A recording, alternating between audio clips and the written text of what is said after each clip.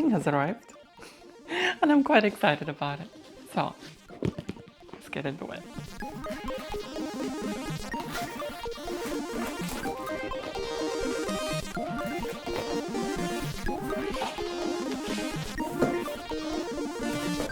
So we have the TherapSID, twisted electrons. PCBWay have now become a one-stop solution. Other than doing high-quality PCB boards, they now do CNC services as well as 3D printing. If, like myself, you're into doing electronics projects and require PCBs, then do check out their services on their website.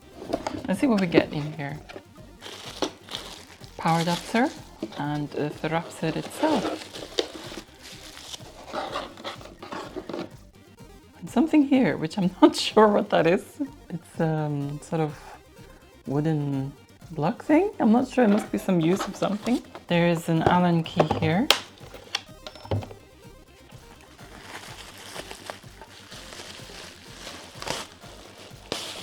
And wow, the TherapSID itself. Now that is a beautiful synth module. So this is the TherapSID MK3, right? Now, this is going to be third and final apparently, and you can tell it's the MK3 by the DIN connectors here. Where have they gone? Here. For the MIDI. It's got a 5-pin DIN, the classic old school ones, and it's also got a power button. That's the addition. But this thing is just like the Polyend tracker, built solid. And you know something? It's going to look amazing right next to the Polyend tracker. Hold on, it's over there. Let me go get it. So each of them here, built beautifully, metal chassis, and yeah, really excited about this. So I'm gonna have to take the two of the SIDs, both the SIDs from my Commodore 64, the SID FX, the 6581 and 8580, and install them in there. However, I do have another 6581, but instead of another 8580, which, you know, its SID chips are really difficult to get hold of now, I've got myself the ARM SID, yeah? And I'm gonna make that the 8580 in my Commodore 64. Now, I could very easily put the ARM SID in here, right? The fact that there's real SIDs inside this thing excites me. Yeah, so I'm gonna keep it as real SID. Right, so let's get started with this. And let's do that afterwards.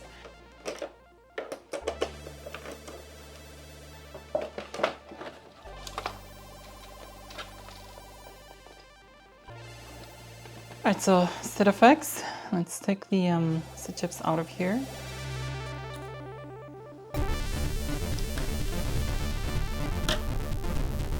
Okay, that's one. The other. Thing is, I'm gonna have to, I know this one's the 8580, but this one, I've got the heat thermal tape. It's still waiting for it to arrive, so I'm gonna be putting a heat sink on it because, you know, I think these things get really hot, so I want it to last long as it can.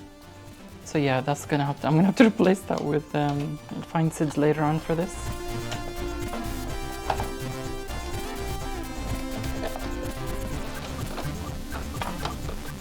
Now we have this dude to disassemble. Careful not to press down on it because the potentiometers.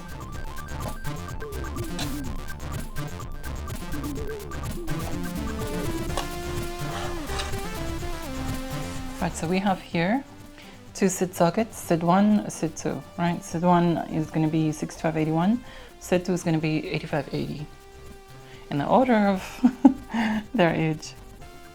So we have the notch here. We have to set each of these, yeah? The notch is on this side.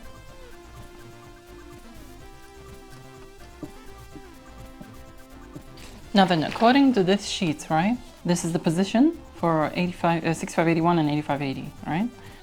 So, there we go. Here's the Allen key to do it. Right.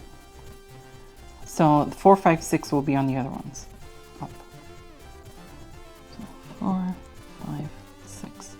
That's A580, 6581. Okay, then that should be the installation really. Now it's just a case of putting this back together. Right, so now that we've got the TherapSID, then let's set everything up here. The audio side of things, let's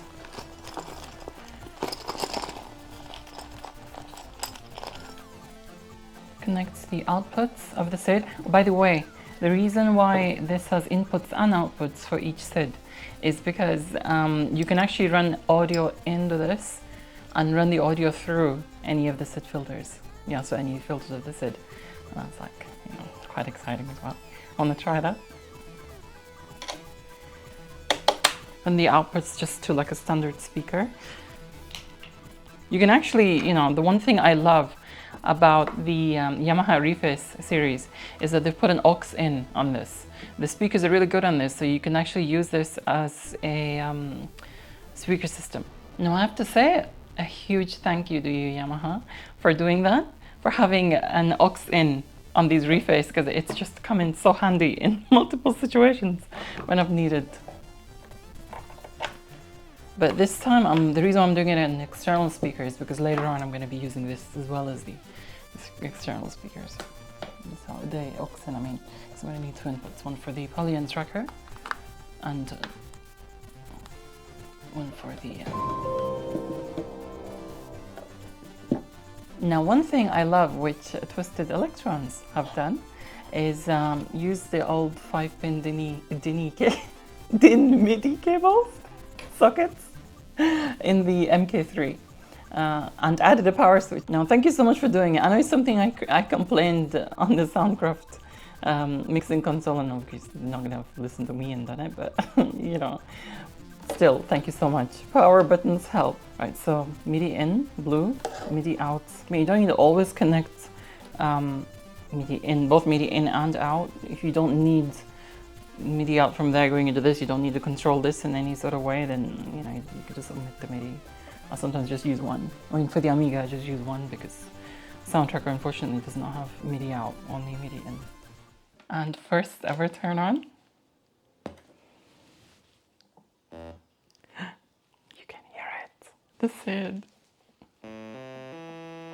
So you can select here which waveform you want.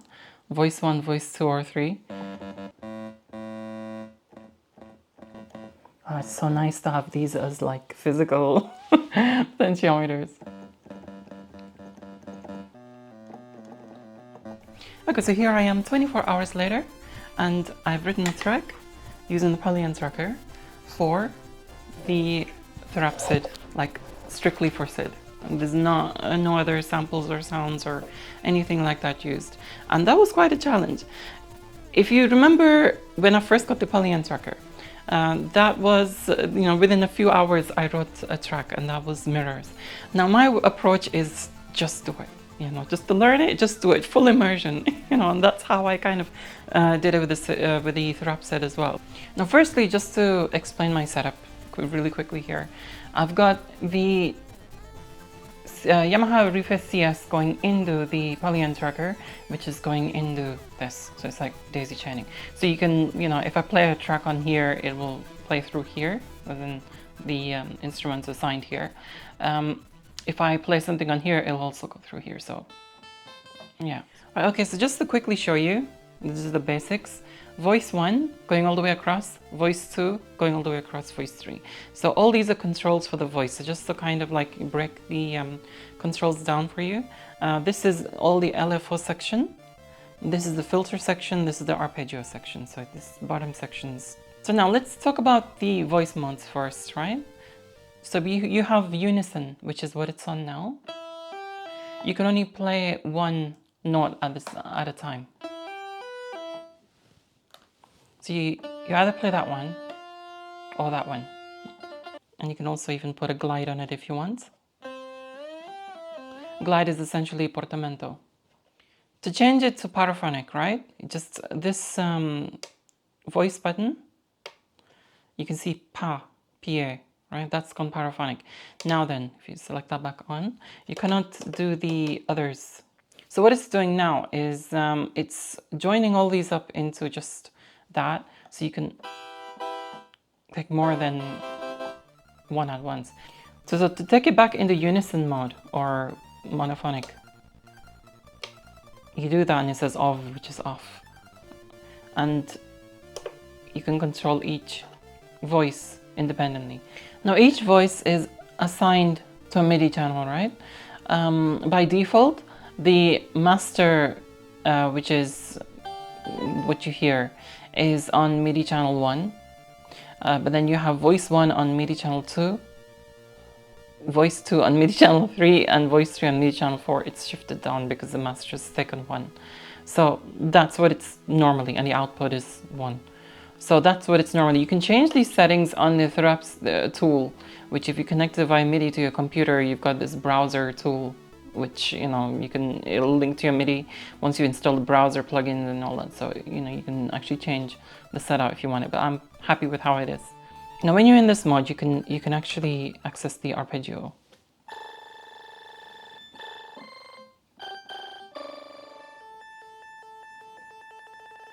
You can control the rate of it. Control the range. How many steps it takes. There's 3. There's 1, 2, and 3. 4. Now scrub is something which it goes through all the different steps of the arpeggio, and you can assign an LFO to it, and that'll make, you know, it kind of arpeggiate as well. Right, how to assign an LFO, right? So this is LFO 1 here, that's LFO 2, LFO 3. So you want to assign it to this potentiometer, so you mess with that a bit. You do that, and it should have assigned to this. So let's have a look. Yep, so that turns on.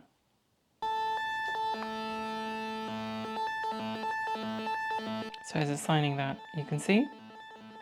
Essentially, an LFO is just a low frequency oscillator, which is, it's changing that, it's doing this for you, it's automating doing that, basically. That's what an LFO is, and you can assign it to, you know, anything really. You can assign it to the width, the tuning, the glide, you know, things like this.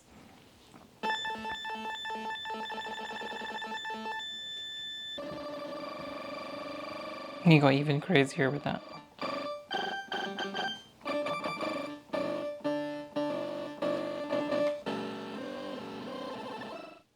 You can change the mode, the different arpeggio modes. So you have it on up.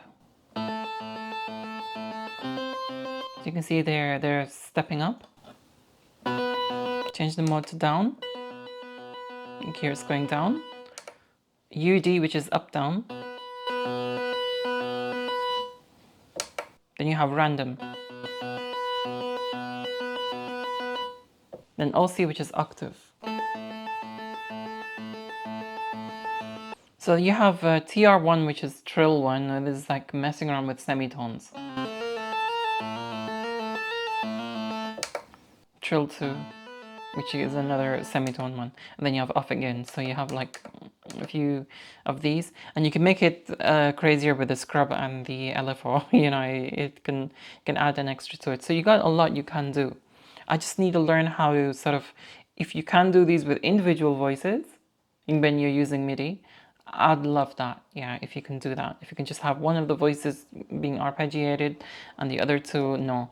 I'm gonna see if I can do that actually, because when I tried to do it, it took away the other two voices, or it kind of, the entire thing just didn't work.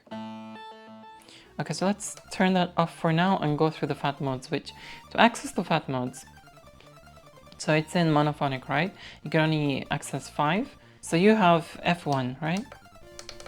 Let's go to F1. So FAT mode 1, which is basically each of the SID chips, the same thing is going to each one of them. So it's like the pseudo stereo thing that you have, or the dual SID. So you can hear this coming from each SID. F2, one SID, one of the SIDs is 1 octave higher than the other one.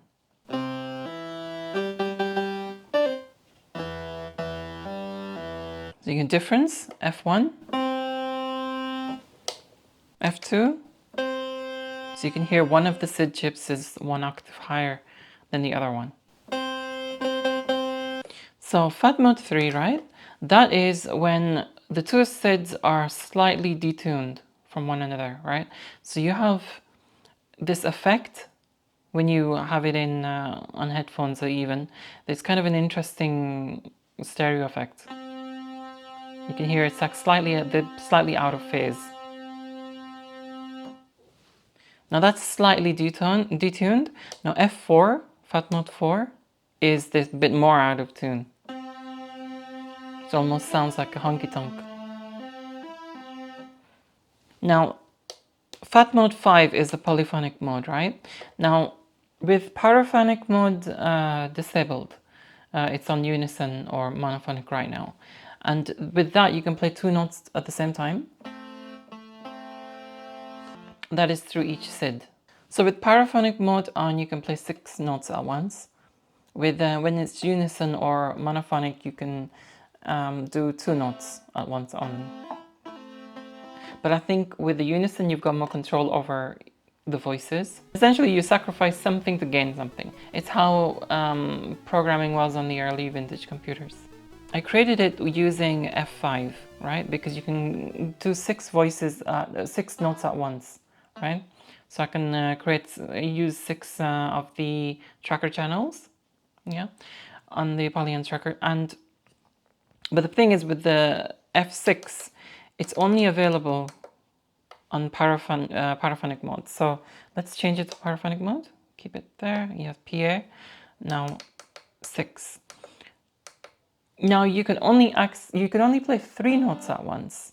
However, you can alter 2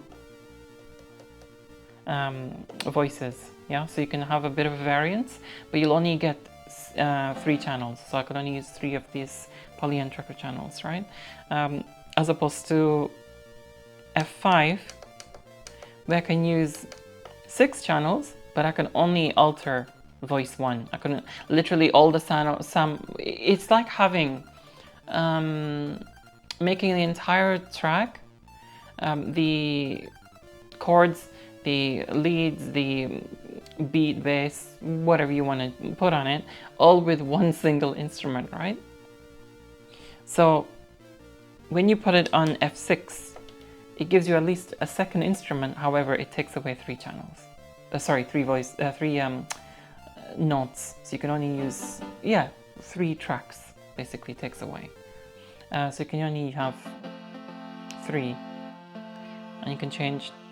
So you have like here and back here and there. That's what I learned in about less than 24 hours on this by just messing around with it and creating my track. Here you have, I'm just gonna go through things briefly. You have the ADSR here. So here's the pulse width here.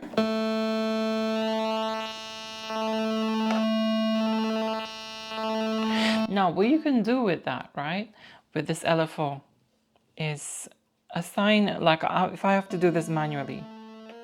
Oops, I didn't mean to click that. That's the only problem with that. They're too easy to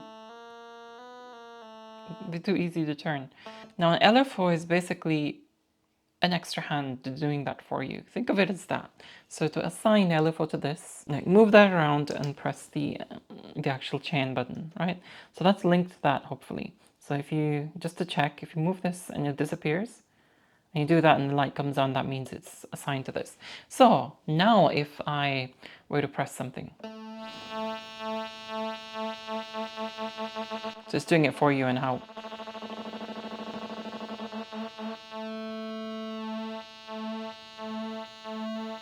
And you can choose this to see how far back it goes. So you can make it sound exactly as you want.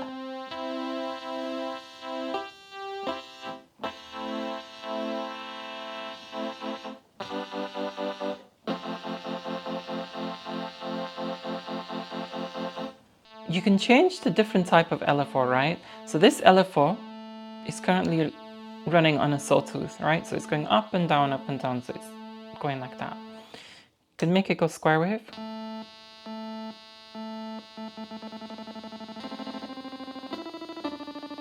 And you can make it go into a sawtooth wave.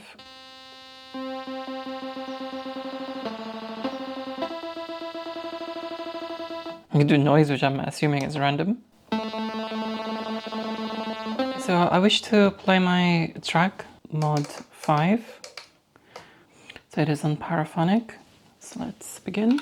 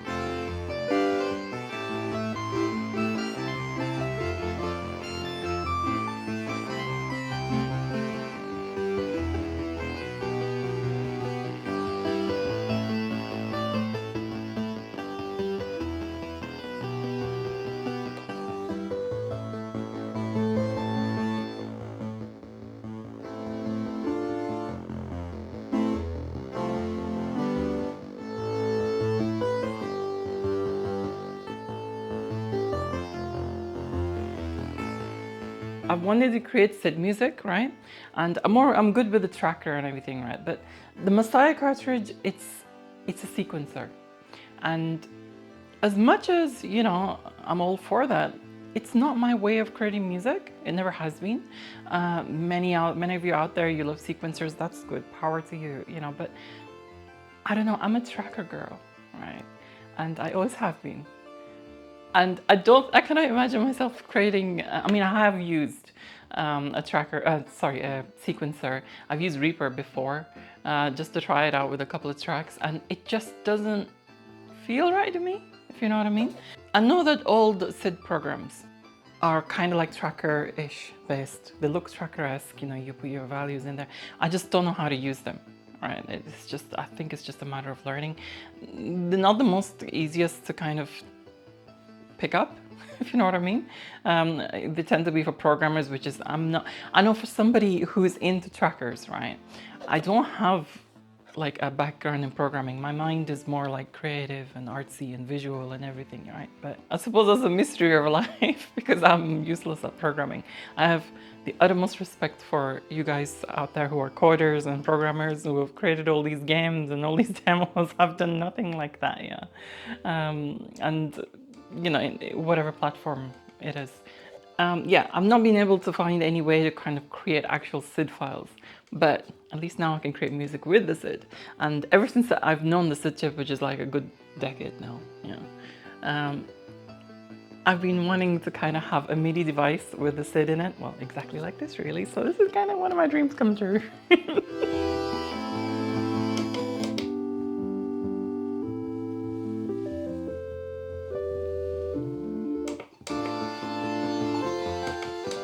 So basically you get a bit of a taste on what you can do when you create a track of 6 channels, 6 tracks I should say, on Fat Mode 5, which is, it's the one where you're only using one voice, but they're all, you know, you're having 6 polyphony, you know, so you can do 6 tracks at the same time. Fat Mode 6 is, and you're using one voice on F5, right? The only thing you can actually vary, so literally it's all one instrument. Now with 6, as I said earlier on, you can use 2 voices, but you only get 3 polyphony, so I can only have like all these 3. Oh, another thing I didn't mention is, okay, so is the filter, right? Now you can turn the filter on. It's quite aggressive. One of the SIDs will probably not work right with it. It just depends on the notes you press, right? So if you're going quite high, you can change the resonance of it. Now, with the filter, you can actually apply it to each, to whichever one you want, right? So you can apply with this one filter setting to whichever one. So by doing that, you keep hold, and you can see the 4 LEDs there. Each channel you turn on and off. It's all fairly intuitive, really, I have to say. So I'm not sure if you can, with arpeggio, if you keep it, I think literally it's all of them. You can hear it very subtly. But I'm not sure if that's like, you can hear another channel coming through. Let's mute the rest of the tracks. And the chords, they're all on the master channel now. So let's kind of change each one of them. So MIDI 2 is voice 1. MIDI 3 is voice 2. And MIDI channel 4 is voice 3. So the arpeggio is just not wanting to work with all three, right? If you were to make this one, let's say for example, channel 3, if you were to change that to channel 1, let's see what it does.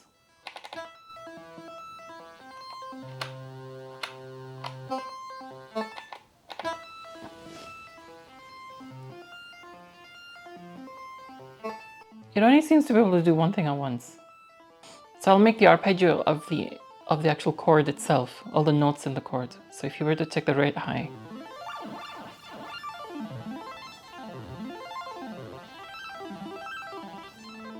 so that's the arpeggio off. If you do it up, down, up and down, which is a pretty cool effect. But you either have to have this, if you see what I mean, you either have to have this, it's good for accompanying your track, but to create an entire track out of SID is quite difficult to do. So with my track, what I want to do with my track that's entirely SID is, obviously the only way is connect the Commodore 64 up with it, with the mono synthesizer on the Messiah cartridge. That can add an extra element to it. So another solution which I can do is not to do it like in layers. So what I can do is record this as it is, and then re-record the track, as in like create another file of the same track, another duplicate, and change the MIDI channels around a bit, omit some of them like the chords, because they are pretty loud, and maybe every now and then do an arpeggio, and then just layer that on top, mix it using an audio editor, right? And then you can just like do a third layer or something like this. So using audio layering after, recording them all, just layering the audios, you can have as many channels as you want. Sorry, I meant as many voices, SID voices as you want.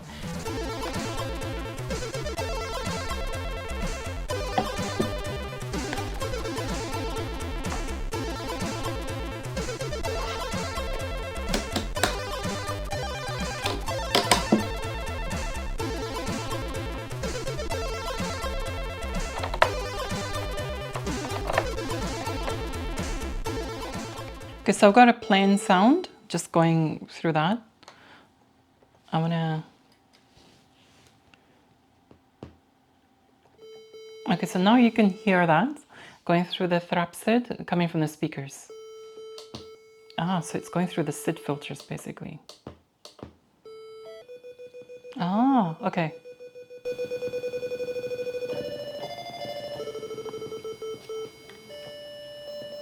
That's basically, you're putting it through a square wave there. And creating, so basically what I've done is I've assigned an LFO to this cutoff.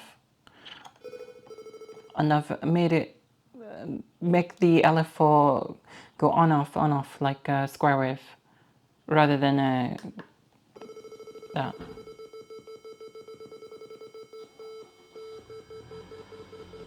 That's how deep it goes.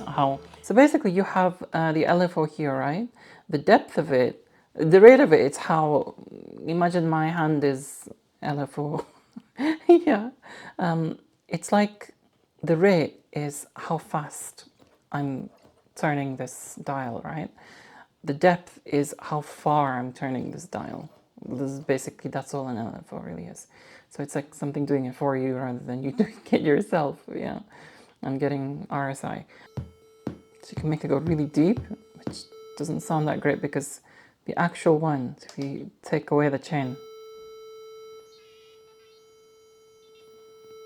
it starts going funny after. So I can take this through the SID filter, which is really cool. And you can make it sawtooth if you want. Okay, what you call it, noise. And you make it the envelope 3, which is this. So the cutoff dial itself, it determines where it starts, where the LFO starts. So if you were to like place it there at 9 o'clock, right? It would start the LFO at 9 o'clock. So it like everything around after that. So if I were to, you won't get anything, but when you take it down, it determines where it starts. So if I want that funky bit where it changes, it's way there. So anyway, that's pretty cool, you know, for what it can do. And if you see, if you take the headphones out, you can just hear the plain sounds from there. That's all it is.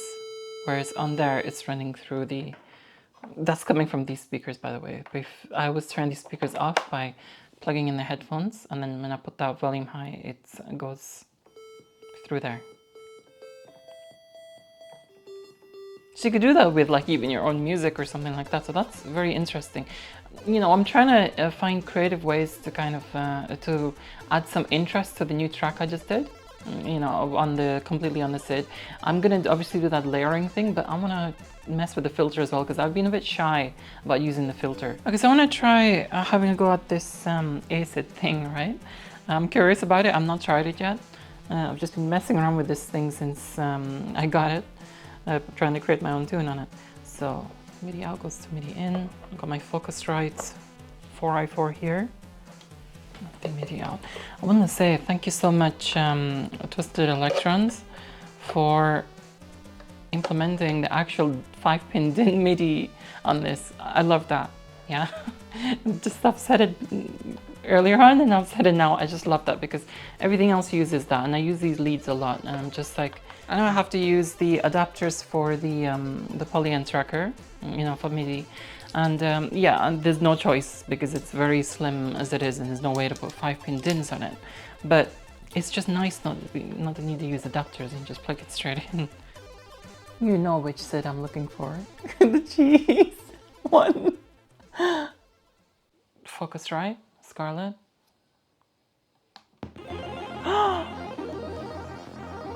Oh my god! That's actually going into the MIDI? Into there!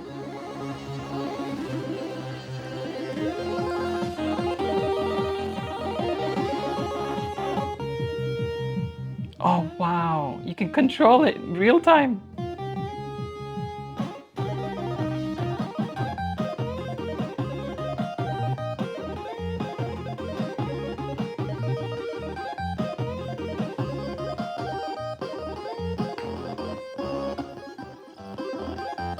Okay, I'm really excited now, and I cannot wait to show Rich when he comes. Okay, this has to be done.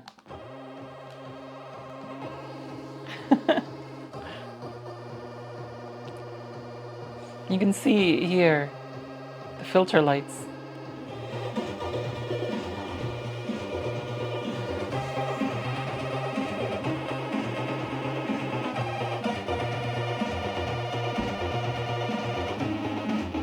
Okay, for Rich's sake, I'm gonna play that Martin Galway tune. The Green Beret one.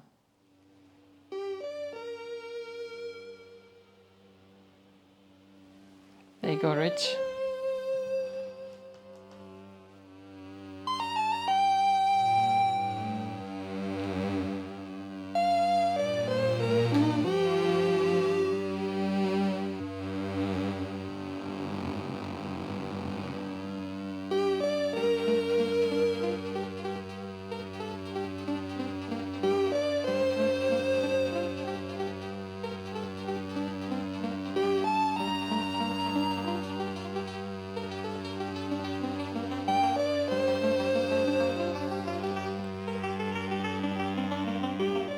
There we go. Now this one was the track that made me fall in love with, the SID that made me fall in love with the arpeggio of the C64.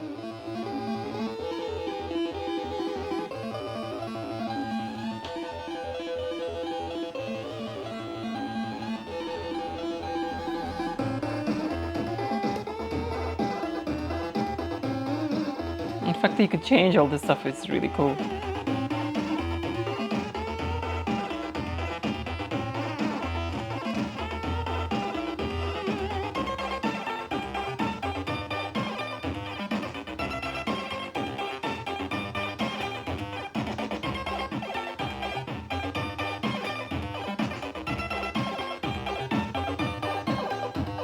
And see, this is capable of doing it, you know, the TherapSID. I think it's just a case of like either I don't know how to do certain things, or via MIDI maybe you cannot, without like having the exact commands going to it, which is what this is. The SID, this is the latest firmware, 2.3. Before this, they couldn't do this. They couldn't do the SID thing. So clearly they've implemented something.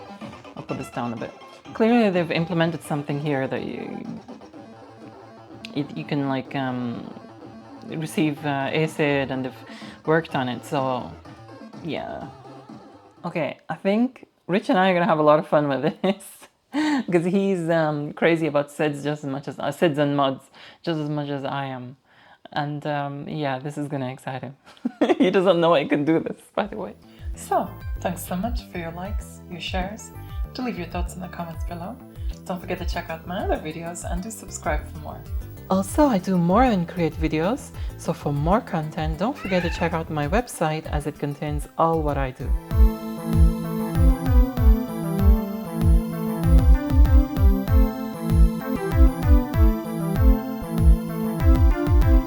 I update my blog fairly regularly, by the way. I'm very happy with how I've designed my website and wish to thank Rich Garbett for all the hard work and effort he's put into making it all work. Also, a big thank you goes to my top tier patrons: Rich Garbett, Axel Dominator, Electronskip UK, Aaron Metcalf, Corey Ostman, Starglider77, Mark Bosak, Starlight Minako, Chris Sablinski, and Veronica Explains. No matter what the Patreon tier, each of you who choose to support me genuinely out of the goodness of your heart deserves appreciation. Hence, the least I can do to show my thanks is list your names in my videos, regardless of tier. Thank you again to all of you who genuinely support me. I'm really touched by it. Have a lovely evening, everyone.